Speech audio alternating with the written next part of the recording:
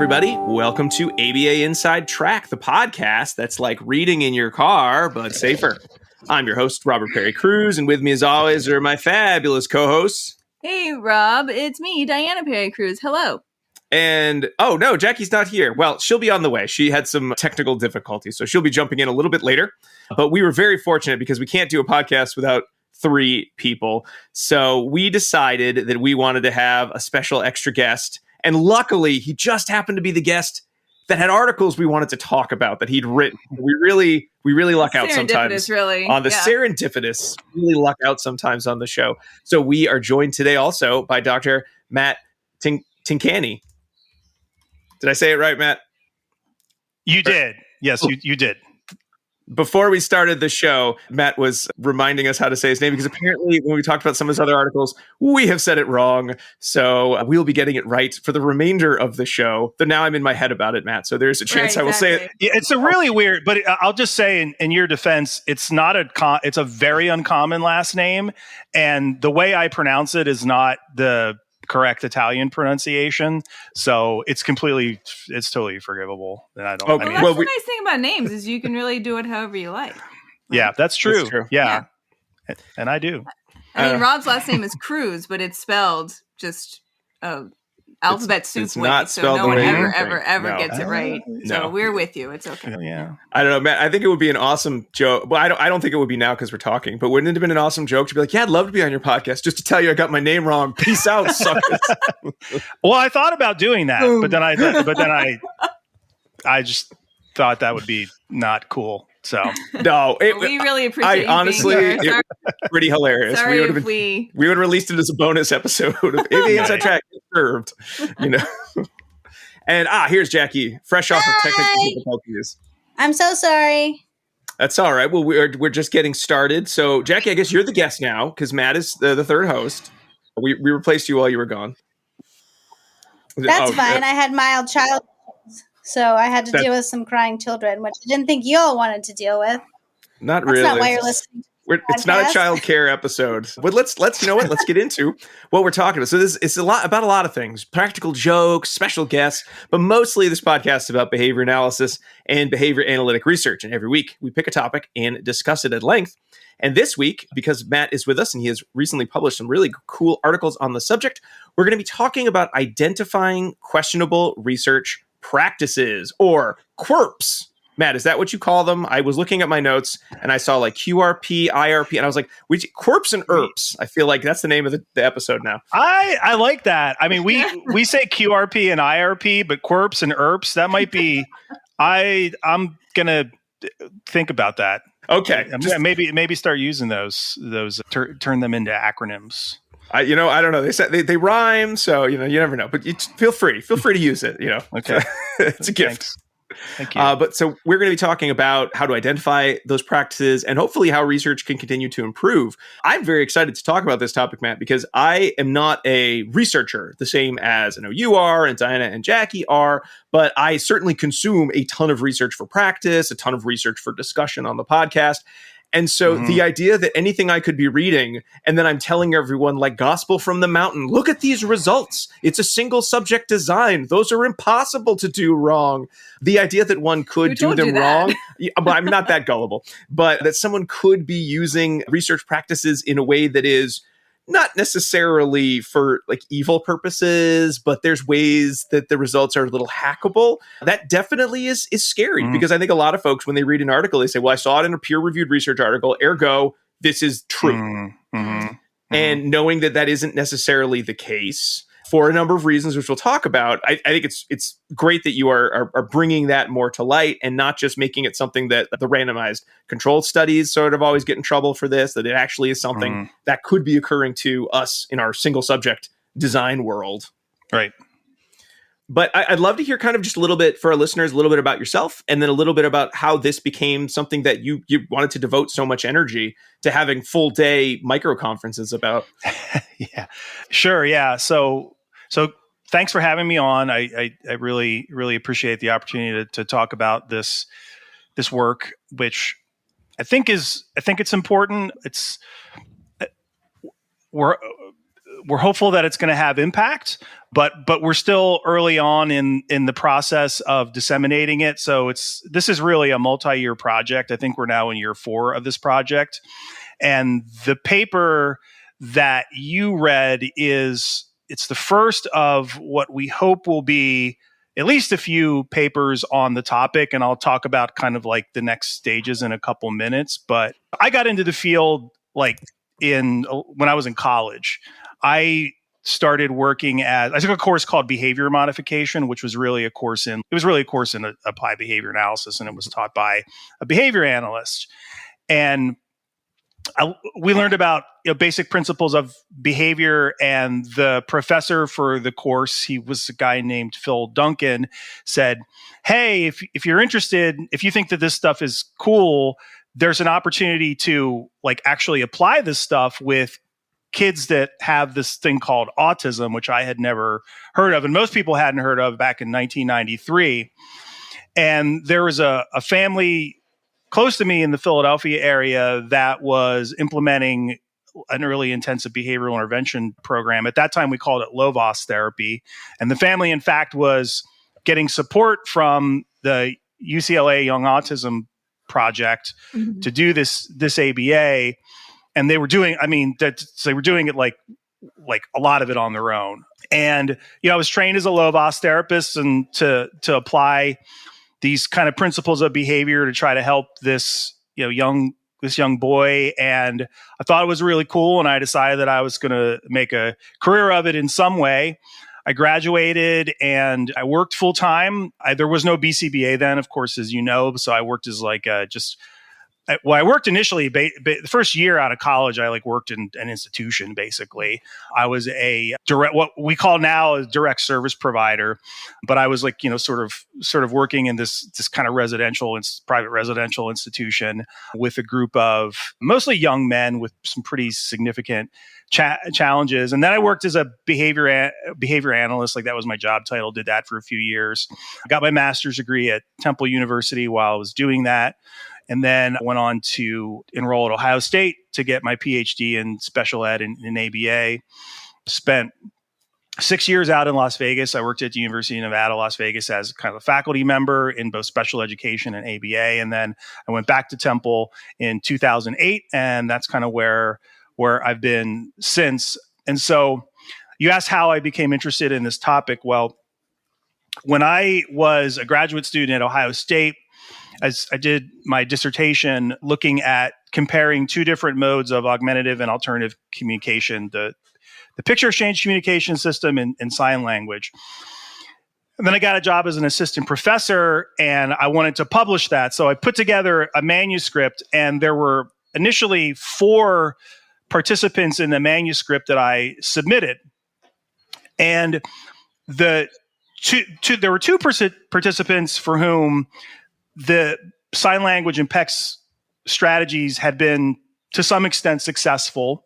And then there were 2 participants for whom neither strategy was particularly successful. So I submitted all 4. And then the editor of the journal, who was a really great, fantastic, supportive editor, and I got a lot of really good feedback on the manuscript.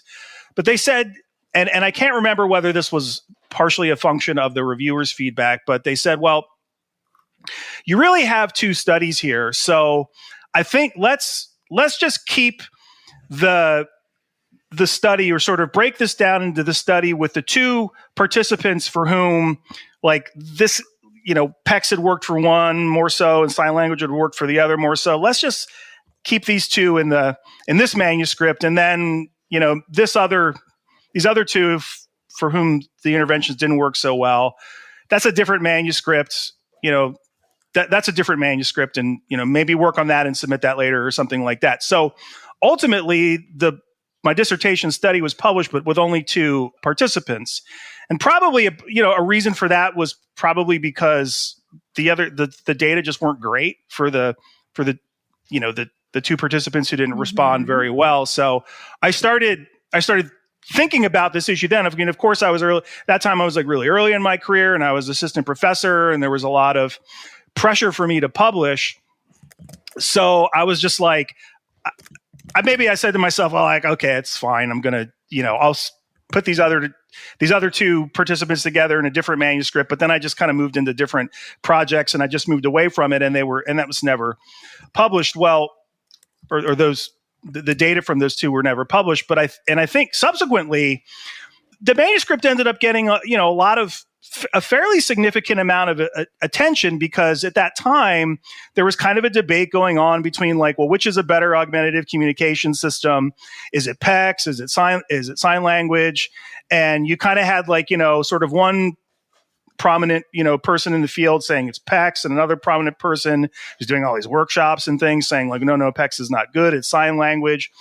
And the discussion was, my paper was part of that discussion, but I think the nature of the discussion might have been different if the four participants had been it rather than just the two participants. So this nagged me over the years.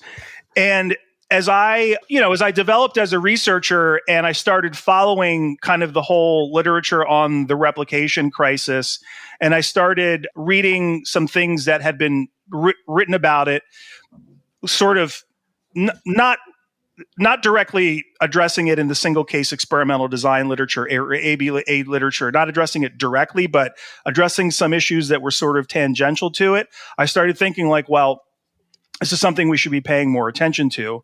So probably, this is maybe 5 to 7 years ago with my colleague, Jason Travers, we wrote a couple papers. We wrote one paper where we argued that studies that don't demonstrate experimental control should be published. Well, really, we wrote two papers along those lines.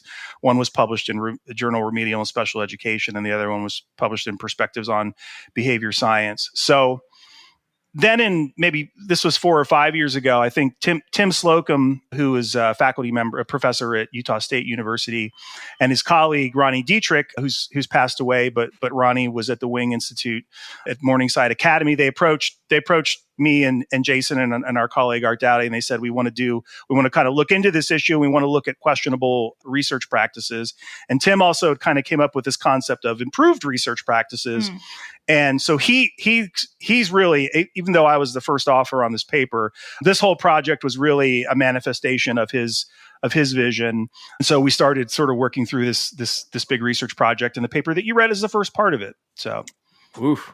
Wow. So, Matt, sometimes we ask that question and it's like, I just really was interested in this, but wow, this is like a topic that has been dogging you in some way or another, like nagging at you your whole career pretty much. Wow. This must be a very cathartic topic at this point to be able to kind of talk about and reflect on. Yeah. To a large extent, yes. It's good. It's definitely good to write about these issues and research them, and also kind of relate it to a personal perspective. Yeah. Excellent. Well, we've got 2 articles, our main article, and then kind of one that's a little bit more for background. But Diana, please tell us what we'll be discussing today. Oh, sure. So we have been provided with 2 articles that will inform our discussion today, and they include Extensions of Open Science for Applied Behavior Analysis, Pre-Registration for Single Case Experimental Designs by Tincani, Gilroy, and Dowdy, and that was published in JAVA in the year 2024. Also, and more directly, Questionable and Improved Research Practices in Single-Case Experimental Design, Initial Investigation and Findings by Tincani, Travers, Dowdy, Slocum, and Dietrich. And that was in Perspectives on Behavioral Science, probably recently, 2025. I found it. 2025. Well, it was right around my birthday that it was accepted, huh? It was your birthday present, Rob. Oh, I didn't even know I wanted it. You didn't know it at the time. You know what? Happy the best birthday presents are the ones that you didn't know you actually wanted, but then you're excited that you got them. So if that's the best birthday present you got, you're not doing that well. So, Matt, you we were talking a little bit about the QRPs, the QURPs, the questionable research practices. Would you mind just kind of going over like what are generally thought of as like the questionable research practices that one is should be aware of in designing and implementing research? Yeah. So the idea of questionable research practices originated in the group experimental design research literature, and most of the discussion and research around QRPs has really been focused on the group design research literature, and researchers tend to trace the origins of the problem to a paper that was published by Rosenthal in 1979 about the file drawer problem. Yeah. And Rosenthal said the file drawer problem occurs when researchers conduct a study. They fail to get some statistically significant finding, or they fail to get the effect that they're looking for. And then they toss the paper into the file drawer, and it ultimately doesn't get published. And then the resulting literature is biased in the sense that studies with, statistically significant effects, more robust effects, are overrepresented in the literature.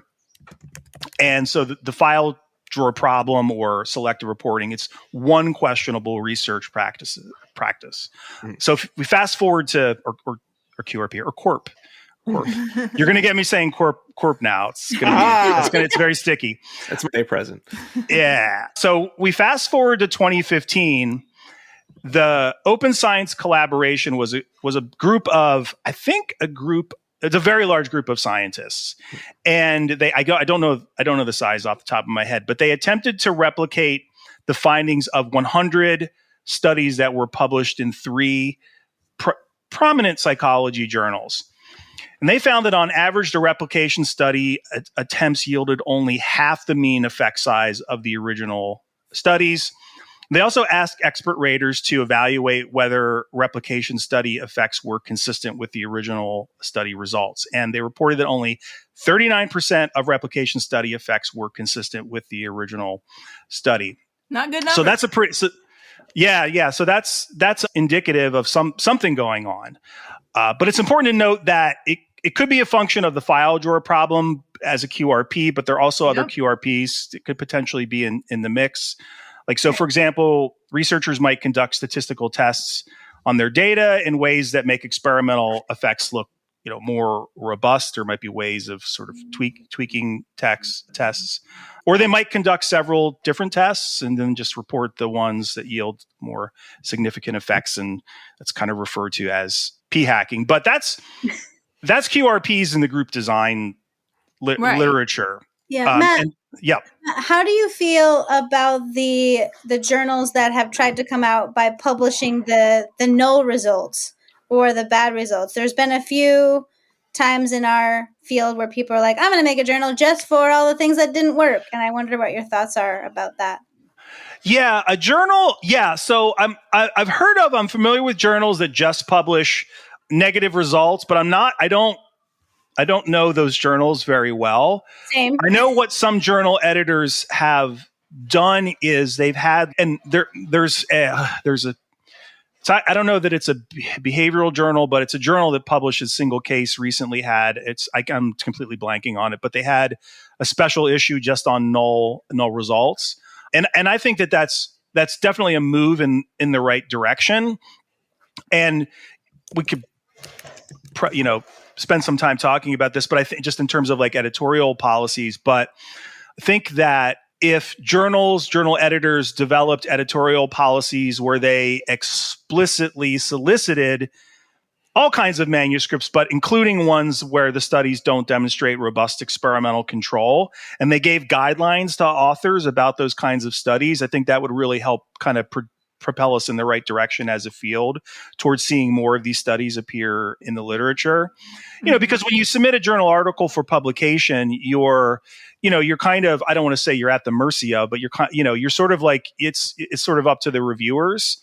And if the reviewers aren't aware of these issues or they don't have guidance, then reviewers might tend to reject those studies because they might tend to view experimental control as synonymous with study quality, which is an issue that's somewhat unique to single case experimental design, because historically in behavior analysis, applied behavior analysis studies, a experimental control is regarded as an essential feature of an experiment.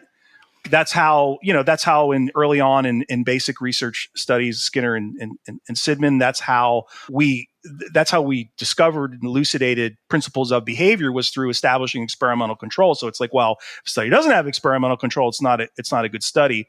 We've made the argument that so, for example, if you've otherwise done a really good, really rigorous study, like you have arranged for, good demonstration of experimental effect. You've got really high treatment fidelity. You've operationalized your dependent variables really well, and you have a really suitable measurement system for your behavior, and your study has all the features of a good study, and you implement an intervention and it's not effective. That probably speaks to some boundaries of that intervention rather than it's a bad experiment. So I think the message that we're trying to get out there with this work is that there are some cases where if a study doesn't demonstrate experimental effect, that it's a good study. Probably it's just that it highlights that maybe the intervention, some parameters of the intervention weren't working well. It could, maybe the dosage wasn't enough. Maybe it wasn't being implemented with the way it was supposed to be implemented with fidelity. Maybe it's not appropriate given the intervention. The people who were implementing it weren't able to implement it well. So maybe it's an issue with the intervention agents, or maybe it's an issue with the individuals, or they have some characteristics that make this not work as well for them. I think that's why it's important for these studies to kind of get out there, maybe more than they are. Mm. So Matt, you mentioned sort of, we've got a lot of issues going on when it comes to when it comes to publishing. We've got our file drawer problems. We've got in at least more group design. We've got our, the p-hacking. I mean, you can mess around with statistics until you get the results that say, aha, there's significance if we run this test this way or with this data set. Beyond just the idea of experimental control, not experimental control, good study versus just good study with results that just happen to not work out the way that things were expected. But again, I was really surprised when I was reading your articles. Questionable research practices almost always feel like they're either just the study was just bad, which could happen to anybody, or that's a group design thing. But you even mentioned in kind of your own how you came to this topic that we can still have questionable research practices in single case designs. You had the example of the editor, or somehow in the feedback process of let's just focus on the two participants with good results. So that would certainly be one way you could kind of change your results a little bit without meaning to. What are some other kind of questionable research practices that would be more of a problem for, say, single case experimental designs than, say, group? Sure. Yeah, totally. I can give you some examples. And first, I would just like to talk a little bit about kind of like what are QRPs? Like just sort of a kind of like a definition, because it's important to distinguish between QRPs and research misconduct. Because QRPs it's not research misconduct, although interestingly, sometimes in the literature, they're sort of treated synonymously. But research misconduct involves really serious violations of research integrity, like conducting research without obtaining informed consent, or unnecessarily putting your participants at risk, where the risk to benefit ratio is really off, or even like fabricating data. And we've heard. We've heard, there are certainly classic examples of this, like the Tuskegee experiment comes to mind, or there have been some there's a researcher at Harvard University who actually her name is Francesca Gino. I think I'm saying her name correctly. She actually just lost her tenure at Harvard, was essentially fired from Harvard for fabricating data, or she's alleged to have fabricated data. So but that's not. What's that? And she was studying honesty. Her years of research. Yeah, right. Exactly. Yeah. Yeah. It's kind of. Yeah. It's really, what is it called? It's projection. I think that's what psychoanalysts call that. There's definitely some complicated verbal behavior going on there, where it's like, I'm doing this and then I'm writing about it. Yeah. So with QRPs, when you're conducting a study as a researcher, you have a lot of choices to make. If you're conducting a single case study, your choices include things like, what kind of observation and measurement system am I going to use? What kind of design am I going to implement? How many sessions is my baseline going to be? How many sessions is my intervention going to be? What are going to be my decision rules for changing from one condition to the next, or from baseline to intervention, or from intervention A to intervention B? And the same things apply in group studies, but they kind of map on differently. But like in any study, there's lots of decisions that you have to make. And we could call those degrees of freedom. Right. So QRPs are given those degrees of freedom, QRPs are researcher choices that inject bias into a research study and the research literature more generally, but they're practices that can be acceptable under some circumstances, but they become problematic when they inject bias. And like any behavior, they're behaviors that are subject to or under the control of contingencies of reinforcement, right? And those things might be like I was explaining to you earlier, it's like, well, I am going up for tenure, I need to get published, so I need this publication. Or, I think in some cases, like, if a researcher has invested in a particular intervention or a particular strategy, they've invested their, professional resources or their financial resources on the line. There's grant funding on the line. Well, it kind of behooves you to publish, and so there are contingencies there. So some examples in single case. So let's say I'm doing a study, and I'm not citing FCT here because, like, I think that functional communication training is particularly prone to QRPs, or that they've been done in FCT. It's kind of an arbitrary example, but okay. If I'm doing a study where I'm evaluating the effect of FCT on challenging behavior, and I implement extra procedures to enhance the apparent effects of FCT. So let's say that before I implement the FCT, I do some rapport building with the participant.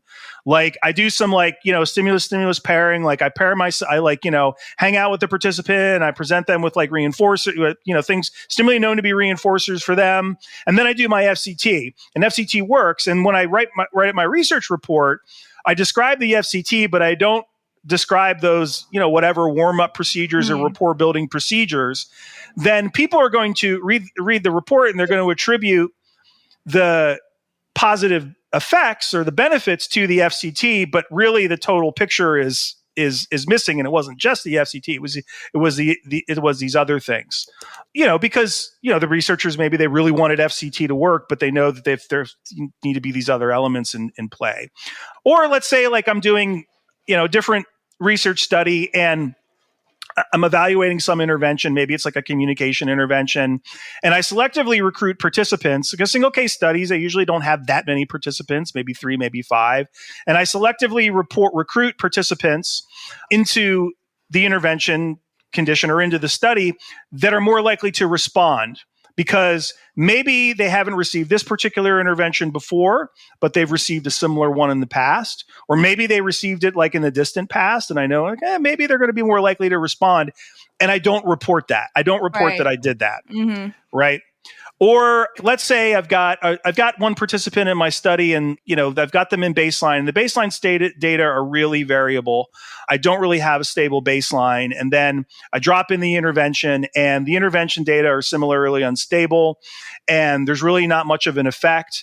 And I say, well, I'm just going to drop that participant from my study, and you don't report this. So I just want to make the point that transparency is key in all of this. None of these decisions per se are bad or are inherently like bad decisions. I would say they're problematic because, as I'm describing them, the researcher's not reporting that they did them. Like so transparency is what's really important. Like if you're reporting that you're doing these things and it's in the research report, then people can judge that and can evaluate that. But they become QRPs when they're done and they're not reported, right? Mm-hmm. So those are just some kind of hypothetical examples. And if you read our paper, the questionable improved research practices paper, 2025 one? Yeah, the 2025 one. And you look through table 2, you'll see lots of different examples that are single case specific. There are good examples in there. Oh yeah, we'll get into those.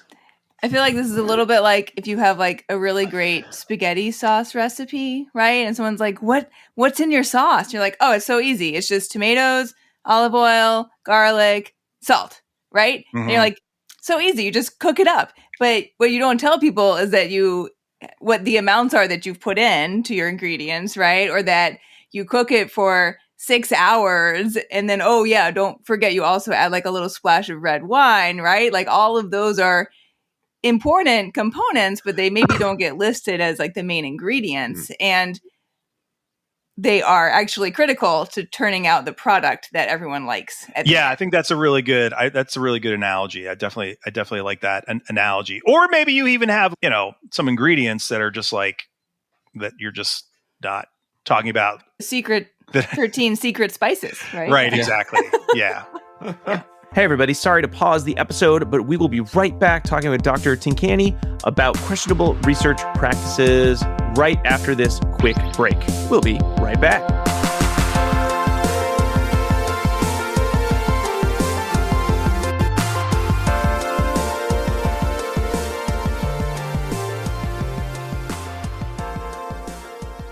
Hi, do you want to be a BCBA, also known as a board certified behavior analyst? Sure, we all do.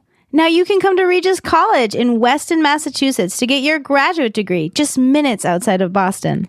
Choose from any one of these courses. Masters of Science in Applied Behavior Analysis. Masters of Science in Special Education, dual degree in Special Ed and ABA. Or be eligible for your postmaster's certificate. You can complete your degree and be ready to sit for the exam in 2 years. And our 2022 graduates had a 92% pass rate on the BACB exam. Come enjoy approved fieldwork placements, ethics mini handbooks, PhD levels professors, small class sizes, and a service trip to Iceland if interested. And don't forget, our program is accredited by the Association of Behavior Analysis International, or ABAI, as a Tier 1 master's degree program. Don't delay. Supplies are limited. Learn more at regiscollege.edu. Again, that's www.regiscollege.edu. regiscollege.edu. One more time, www.regiscollege.edu. See you there. Bye.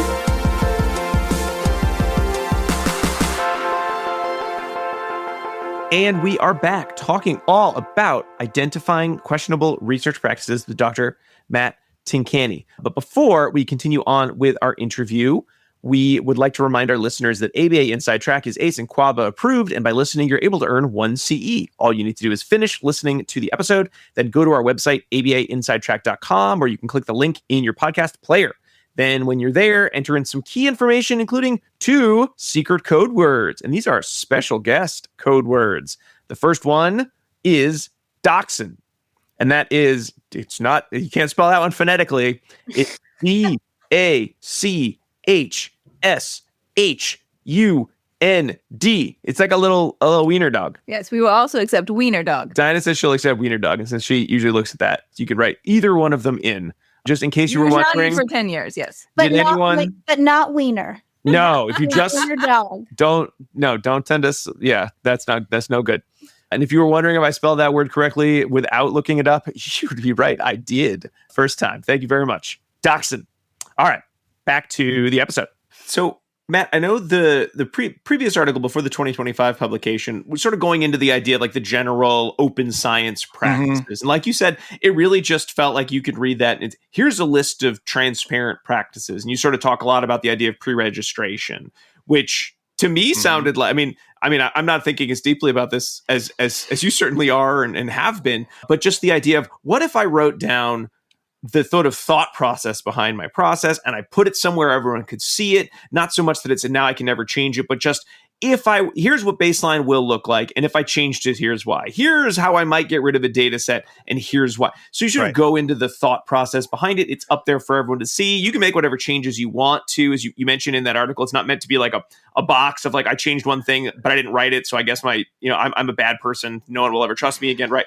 You can change it, but it allows everyone to be very clear about here's what you said you were going to do and why. And if anything is different than that, you also have to explain your process there. So just everything's out in the open. That kind of feels to me like that might solve a lot of the problems, but clearly it didn't seem like it was going to do everything it needed to do, because you then went on and did, your kind of the micro conferences, your survey, you're continuing to work on the project. What is it about the current practices that just didn't feel like they were, I don't want to say enough, but maybe that is it actually. It just wasn't enough to sort of really make sure that we put a damper on as many QRPs as possible. Yeah. So it's a really great point. It's a great question. It's an important issue. So open science practices, like you were describing, pre-registration. So with pre-registration, you essentially publicly archive or register your research plan in a place where other people can see it prior to conducting the study, so that after you conduct the study and maybe write it up and publish it in a journal article, people can compare your pre-registered study to what you ultimately did and published, just to verify that you didn't do anything kind of post hoc or after the fact that deviated from your plan that you didn't report. And it's just one way of promoting transparency, and it's one way of sort of providing information to your audience that you did a rigorous study and you followed your plan. The point that we try to make in the QRP IRP paper, at least we try to make, is that while pre-registration is beneficial in preventing QRPs, it's probably not sufficient to prevent all the QRPs that could possibly be out there or be done by researchers. So, and there's several reasons for that. So one is, although pre-registration is adopted in many different scientific fields, informal surveys that we've done tell us that there aren't that many single case researchers doing pre-registrations, even though it's something that we're trying to promote and encourage people to do. Generally, if you're looking at a research study that's published and it's been pre-registered, it'll say that our authors will say that, so that folks can go look at the pre-registration. And it's not just the uptake in single case has not been that great to this point. So the kind of our analysis of improved research practices is sort of it provides an alternative way that we can address some of these things, but not directly through pre-registration. And then pre-registration is very useful, but practices like pre-registration can't necessarily prevent every QRP. So researchers could omit key information about a study from a pre-registration, just as they could from a research paper. You could omit information or whatever. So we approached our project from a behavioral perspective. So first, let's attempt to operationalize the problem. So what are QRPs? What are the topography of these behaviors in single case research? And then let's try to identify specific alternative behaviors, or IRPs, or pairs of QRPs and IRPs to address them. So this was definitely Tim Slocum's idea, and it was really a brilliant one. How would a behavior analyst approach this? Well, we want to try to identify the topographies of the challenging behavior, if you will, and then let's try to identify alternative behaviors to occasion and reinforce. I think that leads perfectly to the kind of the follow-up study, which I think we'd read another article, or I think we have an article coming up where something similar occurred in special education, where groups of teachers came together and did little conferences. But I can't think of too many in behavior analysis that took this format. So just for folks who haven't had a chance to read the article yet, okay. So you mean the way we did it, we basically the kind of qualitative method that we did? Well, I've certainly seen qualitative analysis of research, and that seems to be much more popular. It's gaining a lot of steam, and we really like that format. But it's just the idea, because usually when you think about a survey, you're we sent out a survey to 1,000 people, and everyone wrote their thoughts. This was we don't know who responded. This seemed like a very targeted. You found experts in the field across a number of disciplines, and they'd come together for these day-long micro conferences to talk about QRPs. And then for every QRP, it's like a little game. The rule is come up with an IRP. So what would be the improved practice? And then let's just do this until we're saturated. Saturated. I was going to say the less scientific term is I'm tired of looking at these results. They're starting to say the same thing over and over again. Right. But what was the thought process? So Tim came up with the idea. I'd love to hear more about kind of the thought process behind that, how it was developed, what it kind of looked like and felt like to be doing this, because it is a really cool idea for a research study. Yeah. So there's we looked at similar efforts in other fields where they attempted to identify some type of research standards. And kind of the loose term for a process like this is a Delphi process. And that's not specifically linked to trying to come up with research standards, but it's if you're trying to identify, issues amongst a group of people, and you understand that the best way to do that is to talk to people and try to generate some type of consensus, like the sort of the Delphi approach. We sort of like loosely implemented a Delphi approach. But so first issue is like when other scholars, mostly outside of behavior analysis and single case, have written about questionable research practices, they've kind of, I don't want to say made them up, but I think like they've come up with like there's one survey that was done, and I can't give you the citation off the top of my head, but where basically like the authors just kind of made up like some QRPs and asked some researchers like, well, do you do these things? And kind of gave them a survey that way. Right. Given that this all is very new in single case, like we didn't feel like we could come up with some examples of what we think were our QRPs are ourselves. And in fact, I've done that I did that in a previous book chapter, but we weren't confident enough that we could come up with an exhaustive list without talking with people. And like the only way, so then we were like, well, then we need to talk with people to come up with just some like preliminary list of QRPs and IRPs. And so that's how we came to doing the micro conferences. And so, in qualitative research, you typically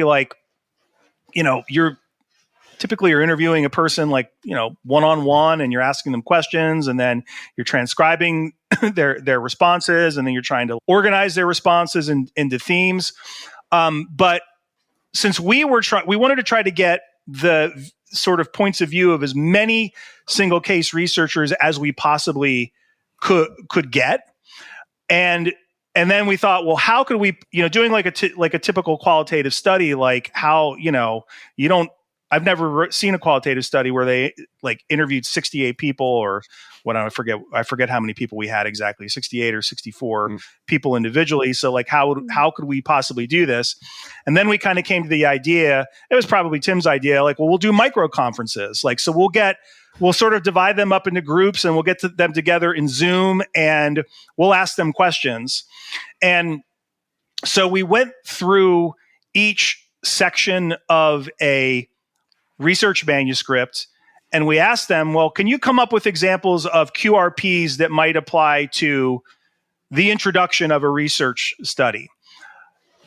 Ones that might apply to the procedures section, ones that might apply to the variable and measurement section. And we sort of sequentially went through the sections of a manuscript like that. But then we asked them, once I identified QRPs, we also asked them to identify IRPs. And there's a better name for it. Like there's a general name for it, but the app we used, it's actually Google discontinued it. It's called Jamboard. Yeah. But you basically have like a shared, kind of like note, I don't know, whiteboard or whatever. And then people kind of virtually post notes to it. So that was good because then we didn't even have to do like the transcription. We just uploaded their notes we just put them in an Excel file, and then we were able to analyze them and then kind of cluster, identify, QRPs and IRPs that were mentioned frequently, and then categorize them together and under sort of, different themes. And that's how we were able to, after a long like year of analysis, that's how we were able to come to our list. And you can and those are linked in the article too. You can go in and actually look at like the copies of the Jamboard, which is cool. Right. But Canva does a really good replacement for that, because I used to use Jamboard all the time as well. And Canva is like basically modeled. They have pre-set up ones that are modeled on Jamboard. So if anyone else needs a replacement, everybody loves Canva. It's like the hot thing. It is hot. You can make all your pamphlets. So hot, It does many things. My wife's a special ed teacher. She teaches online, and she's all about the Canva. Yeah. Oh yeah, I had to do some playground rules, and I use Canva AI to make like pictures of like, I need kids to be doing this in a picture, and like the stock ones were all terrible. Like, and I'm like, no, I need them to look like this, or I need this many kids, or I need them to be this. You want all kids to have all fingers. I need every kid to have like a terrifying face, or whatever AI does with our fingers everywhere. Oh, it's so amazing! Wow, our world's changing so fast. This is true. End of that story. The kids were so scared of the pictures, they never broke the rules again. No, it's all. So did you initially think that the micro conferences would be 6 hours? Or were you at first like, oh, we can knock this out? Yeah, No? we planned. We planned for that. Wow. Yeah, so That would have been exactly what opposite of what I'd have been like, oh, it's going to be like 45 minutes. And then I know, 6 right? hours later, we're like, Specifically Yeah, chose you're a long participants time. that you knew could talk for 6 hours long each. And you're like, I know we'll get everything we need.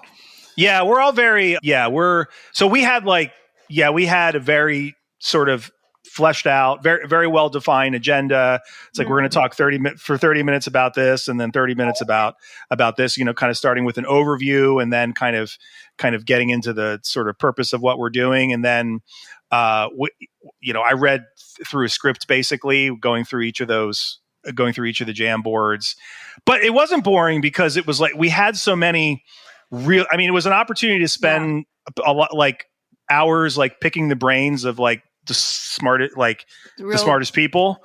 And so, well, it was like a nerd fest, but it was like, we had, we tried to recruit researchers at different kind of stages of their sort of career trajectory.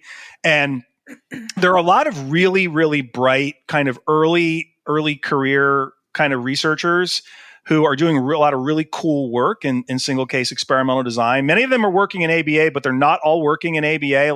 They're working in school psychology, or they're working in special ed, or they're working in, or they're, research methodologists, and they're interested in like statistical techniques. And we also had some really super prominent people in the group as well, so it's kind of nerve wracking a little bit, it's like, got to make sure everything, but we planned it really super well. And, Tim was a good leader, and it's, it was great. It was time well spent.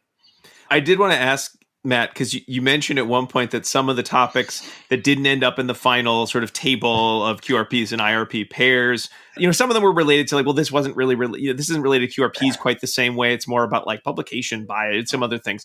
But you did use the term, which means I want to ask about it, that there were some controversial topics that came up around single case experimental design. Okay. I want to know. Get it, yeah. I'm assuming they were like nerdy controversial as opposed to some hot take on no, it wasn't anything. There wasn't anything like salacious. I think that we probably didn't word that. I think our meaning didn't come across well in the paper. So our point there was that if someone brought something up that was not controversial in the sense that it was like, oh my God, someone like, there are these people that take their clothes off, like, and they're like, there wasn't anything like that. It was more like, so for example, I don't know, it's a nerd. This is like definitely like a nerd's way, like a single case nerd's way of looking at it. But randomization is something like using randomization in single case experimental designs is something that's controversial in the sense that there isn't like consensus about that. So anything that people suggested that there wasn't a consensus that it's something that we should be doing as a field. There's a consensus that we should be reporting all of the things that we're doing in our procedures in a study. Like that's understood, like, that's something that we should be doing. Like we should be depicting our data in ways that are, accurate and reflective of the individual's like behavior and performance. But like those are not controversial things, but some things are a little bit more controversial, at least in the single case design world. So those are the things that we were talking about. In addition to things like, so some people made suggestions that were good suggestions in terms of single case research, but they weren't necessarily things that related directly to QRPs. Mm-hmm. Like, so for example, a suggestion might be something like, well, we need to conduct more research in naturalistic settings. Okay, that's a great suggestion, but conducting research in a non-naturalistic setting is not a QRP. Mm-hmm. Like there's lots of studies where efficacy studies where an intervention is implemented in kind of a more controlled environment, like a lab or a clinic or whatever. And those studies are good. Those studies have value. Those aren't QRPs. Like when researchers are doing those kinds of studies, we might say that as a field, we need not only those studies, but studies that are in more naturalistic settings, but not a QRP. And also we also admitted things that were just maybe like more general in kind of nature. But no, there weren't any things that were controversial in the sense that I think you were, maybe you were thinking, or even things that were very surprising. Like, there weren't a lot of things that were super surprising. I think the main thing that was surprising, at least to me, was actually the number that we came up with. We came up with 64, which... It's like one per participant, so everyone earned their keep there. Right. No. People, they contributed. The people contributed more than lots. Yeah. But one could get the impression. I'm glad we're talking about this, because one could get the impression it's like, well, in single case, like, because in the group design world, like, they generally, like, there's one paper by these researchers, I want to say they're in the Netherlands, where they just identified like a ton of like QRPs in medical research.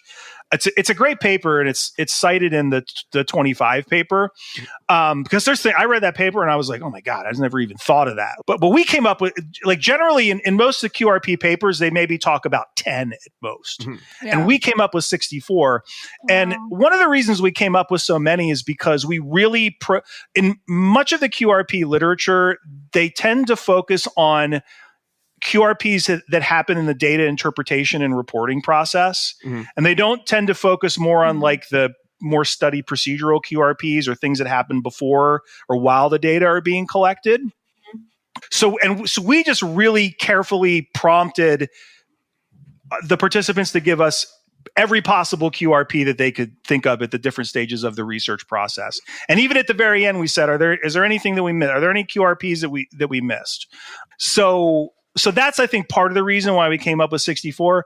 Another reason, I think, maybe I feel kind of more tenuous about this, but lots of decisions that are made in single case design experiments, we have a response guided approach where we might keep a phase going or not based upon how the participant is responding, or we might change an intervention or something like that. And maybe we have more degrees of freedom, and that maybe could set the occasion for more QRPs. But I recall making that point to a reviewer, and a reviewer kind of like disagreeing with it a little bit.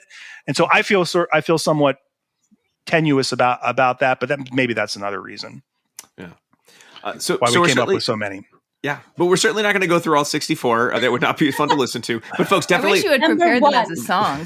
Number 2. There's a great table in the article that has the QRPs on one side, the IRPs that were sort of generated on the other side. It goes through their 6 categories that were sort of identified, which is mostly like the 5 main areas of a research paper. I think there was one that you said it was just like 1 or 2. Or I think there might have been only one QRP that I think was this maybe study level.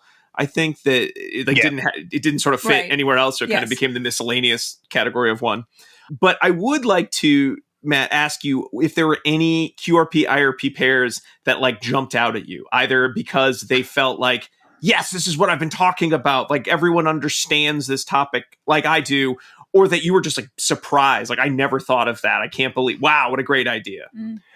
I don't think that there were any that particularly surprised me, but the QRPs related to selective data analysis and reporting were the most interesting to me, because I suspect that those are occurring maybe more frequently than some of the other QRPs. And I think I've also observed some of them, like when I've reviewed papers, for example. So, for example, I've seen like papers where they've scaled the y-axis on the graph in a way that appeared to enhance the they did in a certain way, a certain scaling. Maybe they scaled. You don't see this very much anymore, but maybe like 5-10 years ago, I used to more frequently see papers where they would scale the y-axis, same behavior, same intervention, but they would scale a little bit differently for different participants because the participants responded differently. Right. I think they wanted to show more effect, but kind of tweaking the y-axis. Or the authors, they do a visual analysis, like they present the data and then they're just like, the intervention worked, but they don't really explain their approach to visual analysis. Yeah. Or the same thing can be done now with statistics. Like, so a lot of behavior analysts or a lot of single case researchers now are doing, statistics with their single case data, but they sort of like say, well, this is a statistic, this is the test that we did, and here are the results, but they don't really provide a rationale for why they did it. And there's many different tests that are available. It's like, why did you select this one? Like, how did this particular test meet the assumptions of your data and that type of thing? So those are pretty interesting to me, because I think those are things that I've seen a little bit more more frequently, whereas I think some of the other ones are maybe a little bit more, probably somewhat more infrequent, or at least they're harder to observe because unless you've like some of the QRPs that are related to some of the procedural things that I was talking about earlier, like if you did selectively recruited participants who were more likely to respond to an intervention, those are things like you couldn't really tell from reading a manuscript. Would have happened, or they're doing some sort of like procedures to make an intervention more effective, but like you couldn't tell that from reading a manuscript. You'd have to be a part of the study. Yeah. And this is in the paper, but we kind of skipped over, but researchers aren't doing this maliciously as well. Oh, right? yeah. So I loved the Venn diagram that you had at the beginning where it was like almost overlapping circles of publishing data so that it is, contributing toward the scientific literature and helping clients, and then publishing data so that it also helps sort of propel your career forward. And they're almost overlapping, but there could be like a tiny little sliver on the side where things get into the gray area. And you make a really important point that there are several competing contingencies in place for getting your research published. And it's tough out there. It is. Mm-hmm. I know that it can be a really grinding, long process to get those papers finally to publication. And a lot of decisions have to be made along the way. For example, we have a paper that's finally accepted, but it has... Congrats. Three very straightforward data sets, and then one very messy data set that we did a lot of different things that were required, and we kind of had to start and stop, and eventually something worked. But it's not, if you looked at it, you weren't like, that's a beautiful graph. That shows experimental control. So you just cut that one out. You're like, this looks bad. Let's get that one out of there. Well, I'm curious. Did the reviewers express concern about that? Do you think that caused a challenge in the acceptance process? That one graph, that one participant, that one panel that just where there was not great experimental control? It was something that we had to have discussions on how we were going to best display the data.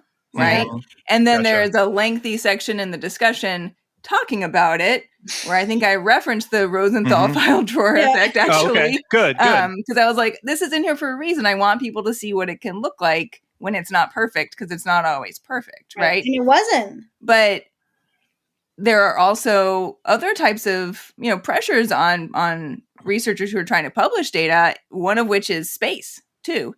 So you don't always have the luxury of spending a page of your discussion talking about the ins and outs of like the less than perfect data set. Sometimes you might only get to publish it if you truncate your manuscript. And right. And then if that would have been the data set, they would have had to have gone if that had been the decision of the reviewers. So it was very complicated. Yeah. Well, that's great though that the reviewers and the journal editor, the associate editor, journal editor, saw the value in including that participant where things were a little bit messy, because experiments often happen that way. And then also kudos to you for putting that manuscript out there. And it sounds like you explained it and explained what happened and what you did and the data and contextualized it. And that's all, those are the important things that we need to do. So, So, and then publishing I love a Venn diagram though. Just the Venn diagram. Yeah. Well, feel free to cite it. Feel free to cite the paper the next time you have a study like that, and say, "Listen, this is what Tincani, these guys said that this is good." So, Matt, let's move into the next section of the show, the dissemination station, where we kind of talk a little bit, we sum up, and we sort of talk about what's next. Because I know you said this is a multi-year process. It's not like, and we did it, folks. We did the conferences, and never talk about this again. Here we go. Here we are answering. We're here. So, Matt, I'm curious, what would you say are some of the barriers still in play? Because you have a great list, 64 items in a table. It's very clear. Here's what the possible problem could be. Here's what you could do instead. We've got the open sciences kind of work already. Yet, like you mentioned, it's not like everyone is sort of beating down the door to like, I got to start. I'm going to put every single one of these into play tomorrow. What do you see as sort of the reasons that it probably won't be as simple as, look at the table, everybody, and then everyone just, oh my goodness, I can't believe it. I'm going to change my ways. Yeah. Well, I would say just awareness is one thing, which is, why we're putting this work out there. But I'm glad that the papers came to your attention, and really glad for this opportunity to talk about them to an audience. But I think it's just a lot of it's just related to awareness. Like, I'm not sure that all single case researchers are even aware of the concept of QRPs.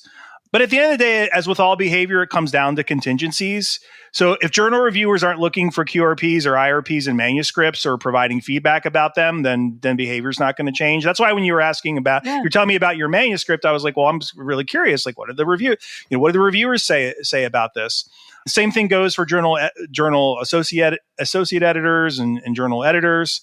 But on the other hand, if journals develop guidelines around QRPs and IRPs, and organizations develop guidelines and standards about them, then that researchers could refer to or reviewers could refer to, then that could create the context for behavior change. Like, so, and there's other examples from this, from the field of single case. Like, so there's like the What Works Clearinghouse guidelines on single case design, which are somewhat controversial, but that's an example. Those are an example of some guidelines that have been, sort of developed and supported by the U.S. Department of Education.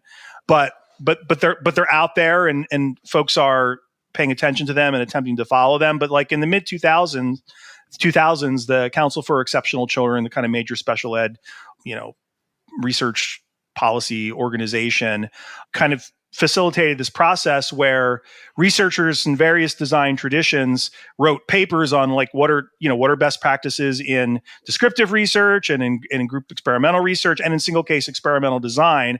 And so there was a paper that was on kind of quality indicators of single case research. That paper, those standards were written. The paper was Horner and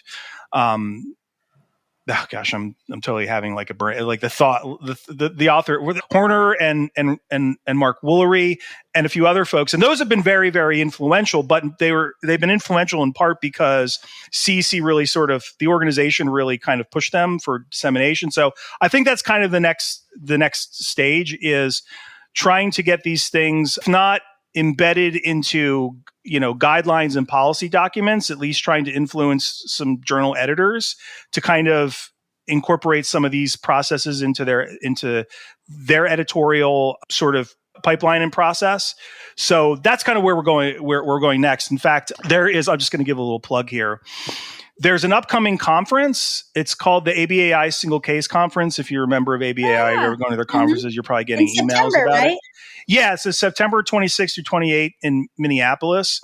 And I think one purpose of this conference is to try to bring folks together in kind of more of, as opposed to sort of like the traditional, like, you go to like a presentation and you listen, like this is going to be a more interactive format. But Tim Slocum is presenting on questionable improved research practices. Jason and Travers and I will be presenting on replication.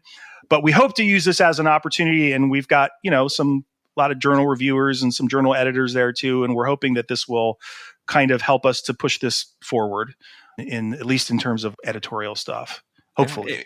It definitely, that's exciting. Yeah, it definitely takes that sort of tack of needing to accelerate. The more people who know about it, the more people who are using it, the more it becomes an expectation, the more you could potentially have that generation of researcher students who are like, well, this is just how you do the research. This is why. I don't even know why we do it that way anymore. It's in the way gone past. Somebody said we have to do it this way. Right, right. Would probably be ideal someday. Yeah. Someday. Yeah, for sure. They look at the old scrolls of ABA research, and then there it is. Yeah. We also have a paper. We actually have a second paper that's a survey. Like, we took the QRPs and IRPs that we came up with, and then we gave them to a larger group of single case researchers. And we asked them to rate how problematic and how frequently each QRP was occurring, or how problematic they were and how frequently they were occurring. And then for each IRP, we asked them how valid and feasible the IRP was. So that paper should hopefully be coming out in the near future. Excellent. So still more to come on Corp ERP results. Corps and ERPs. Corps and ERP. We got Corps, we got ERPs. Sounds coming like up with more solutions. Guys, let's go ERPs. So Dr. Matt Tincani, thank you so much for being on the show. Thank you so much for looking into this area with your colleagues and publishing so much about it in just very easy to read and understand formats as well. Thank you. Continue to follow up.